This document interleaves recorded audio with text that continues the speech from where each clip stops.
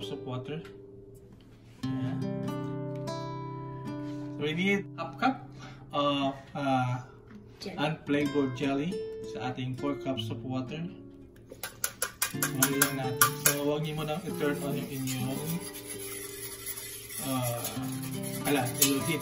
Don't turn on the heat yet. Habang natunaw na siya, we can add sugar. 1 cup of sugar.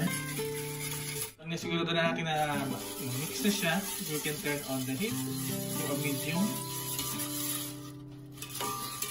para na maging ready yung ating mixture.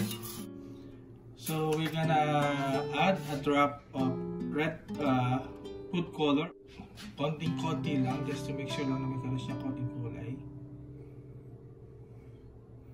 A drop, that should be good. Sa color na kailangan lang natin, hindi siya masyadong red. So once na nag-boil na yung ating jelly, turn off the heat and transfer the container. Sa ating container, you can use any container. So hindi siya red na red, pero medyo pink. Palamigin lang natin bago tayo magawa ng panibago ulit. At this time, we can add our canned lychee. You can use the fresh one. Make sure na nag-submerge yung lychee nyo. Bahala kayo, ilagay nyo lang ng ilagay.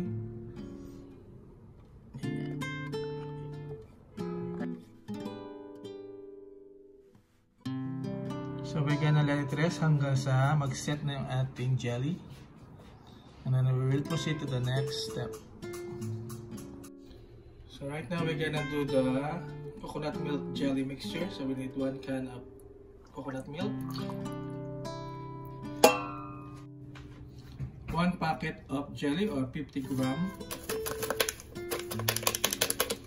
So we're using white jelly, unflavored.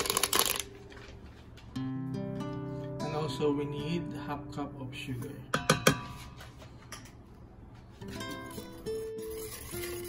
So halay lang natin, and then we're gonna turn on the heat and then let it boil.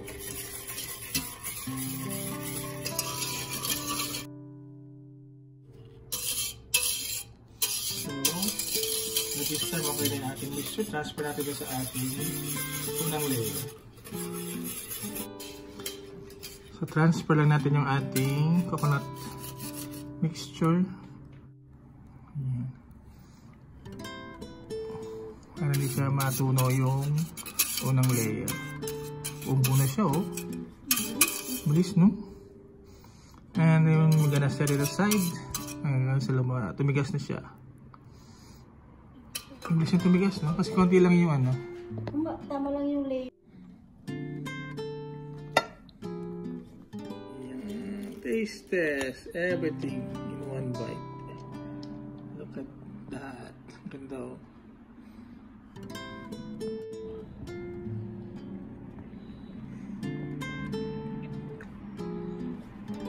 Masarap.